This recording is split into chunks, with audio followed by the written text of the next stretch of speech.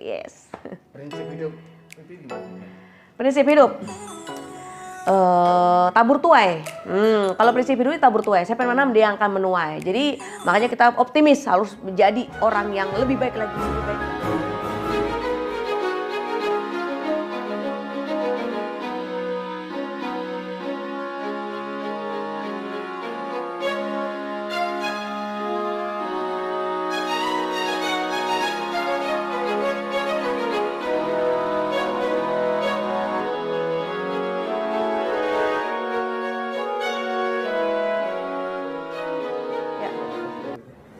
Ya, alhamdulillah biasalah kesibukannya ya kan. Selain seorang YouTuber, aku juga aktif di partai.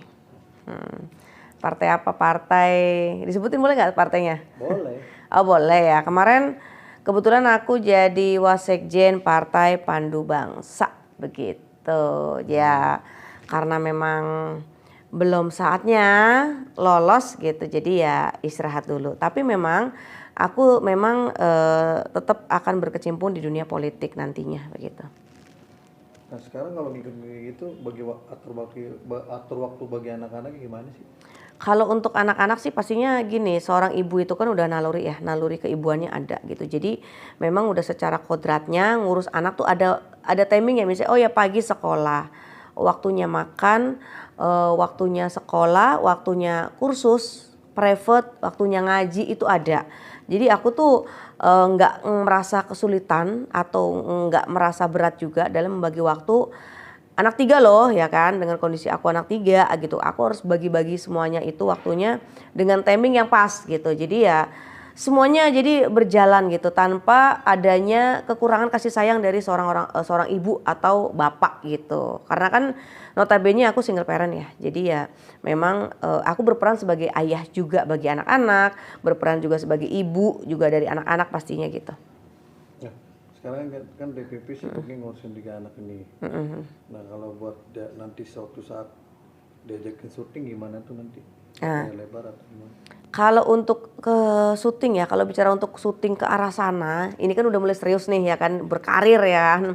Kalau udah mulai ke arah yang lebih serius ya pastinya kan ada suster yang bantuin gitu.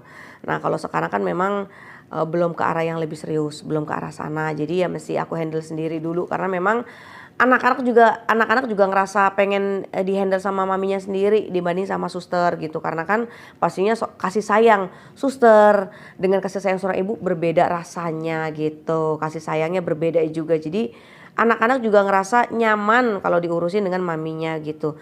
Karena memang apa ya, orang-orang ya kayak siapa, Nikita Willy juga kan ngurus anaknya juga tuh sendiri, seorang diri loh tanpa suster. Jadi ya memang aku terinspirasi dari beliau juga gitu.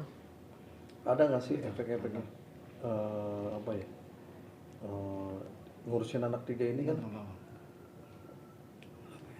ngurusin 3 anak ini kan kadang-kadang repot nih TVV nih. Nah ada nggak sih rasa jengkel atau semua mau tuh gimana sih atas ini? Kalau yang pasti sih di sini suka duka ya, suka dukanya mengurus anak itu ada ya kan.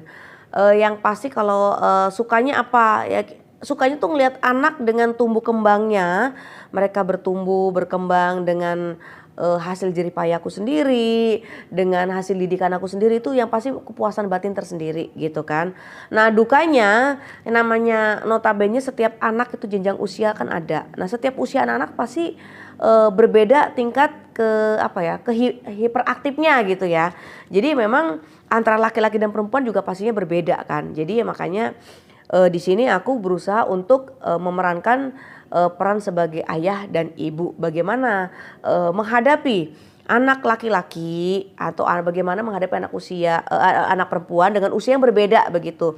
Di sinilah apa ya, suka dukanya ya pastinya ada gitu. Yang pasti sih seorang ibu sih merasa bahagia ya bisa membesarkan seorang anak. Melihat tumbuh kembang anak pastinya bahagia banget. Itu bahagia banget yang tidak ada nilainya sama sekali dan tidak bisa dibandingkan dengan harta manapun yang ada di dunia begitu. Nah semenjak Pipi jadi ikut partai Pandu ini kan sibuk nih di luar nih. Terus anak-anak bertiga itu berarti Mbak yang jagain dong. Itu apakah TPV nggak di situ?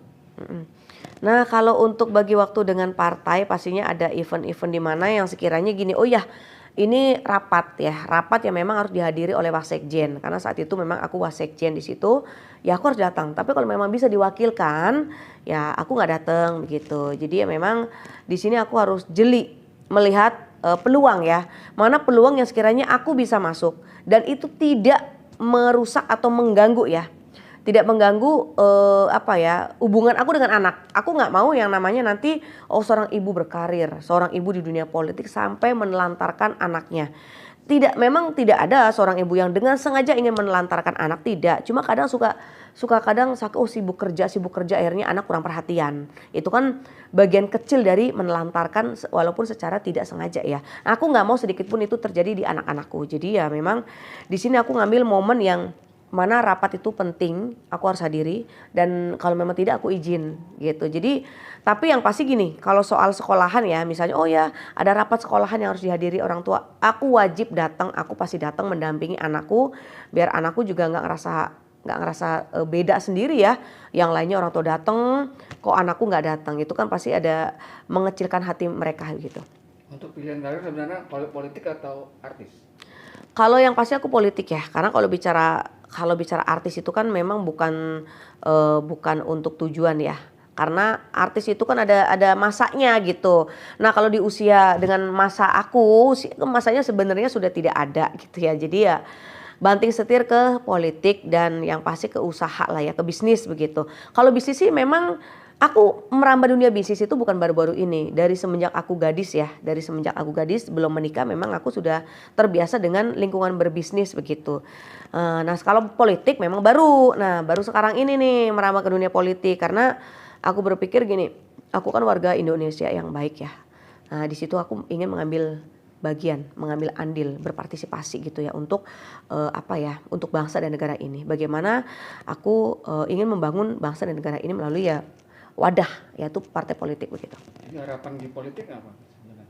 Kalau bicara harapan di politik ya yang pastinya gini, politik itu kan nggak bisa ditebak ya. Yang pasti setiap masyarakat mengharapkan seorang pemimpin yang baik, pemimpin yang amanah dan jujur begitu ya. Jadi ya ingin ke arah sana gitu ya Pak. Jadi ya ingin Indonesia ini lebih baik lagi ya. Makanya aku ingin berpartisipasi di perpolitikan Indonesia ini begitu. Rencana terdekat untuk politik apa?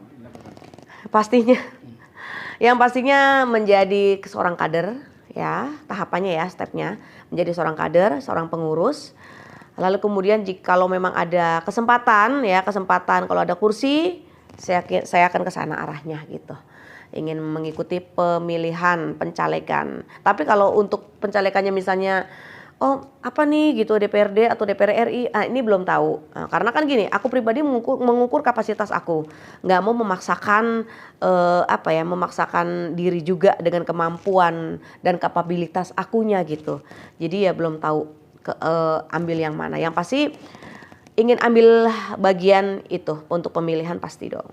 Untuk bisnis apa lagi di? Kalau untuk bisnis, kalau aku sih memang bisnisnya tuh nggak fokus ke satu bidang. Ada yang IT gitu ya, ada yang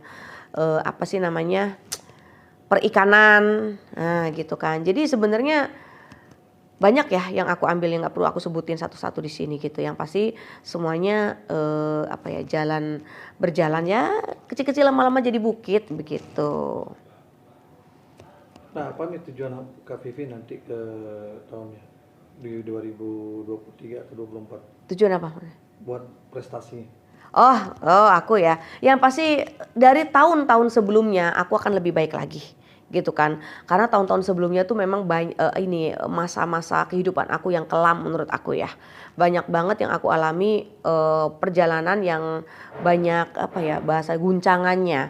Jadi aku berharap dan itu sangat menghambat prestasi aku pastinya, mengganggu pekerjaan, mengganggu prestasi itu pasti. Nah, aku berharap di tahun kedepannya aku lebih baik lagi dan aku bisa mengatasi semua persoalan hidup ya kan. Aku bisa atasi semua masalah di dalam bisnis, masalah dengan anak, maksudnya masalah dalam arti kehidupan aku ya berjalan pengen tuh normal seperti orang pada umumnya gitu ya. Yang pasti ingin lebih baik lagi dari tahun sebelumnya, lebih berprestasi, lebih sukses dalam berbisnis, lebih apa ya, lebih tajir lagi harusnya dong ya. Kalau udah tajir, lebih tajir. Itulah manusia ya kan, nggak pernah ada puasnya gitu. Ini kan selama itu mengalami masa-masa kelam. Gimana saya mengatasi apa tidak trauma atau untuk keluar dari masalah itu gimana caranya?